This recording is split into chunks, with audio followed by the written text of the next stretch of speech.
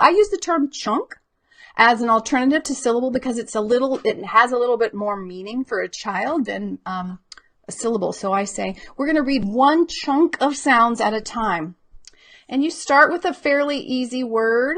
Maybe this isn't the best one, but 2 chunk words. I say, okay, first we're going to read, you're kind of moving up a level. You're going to now not just read 1 chunk words, you're going to read 2 chunk words, but we have to figure out what the first chunk is before we read the second one.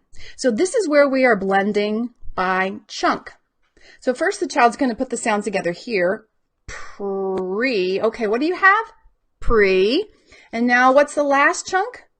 Tend. Okay. Tend. What did you have at the beginning?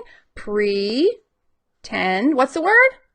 Pretend. So that is how you coach them initially to blend as you read by chunk.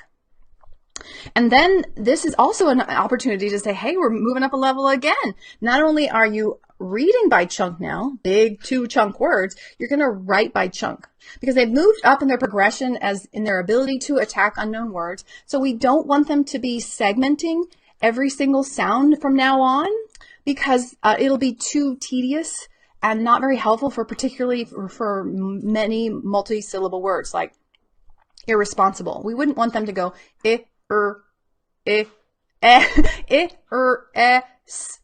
I'm not even sure I did it right because that's just too many sounds to think of. Instead, we want them to say the chunks as they write them as chunks. Okay, so instead of saying p-er-e, they would say pre.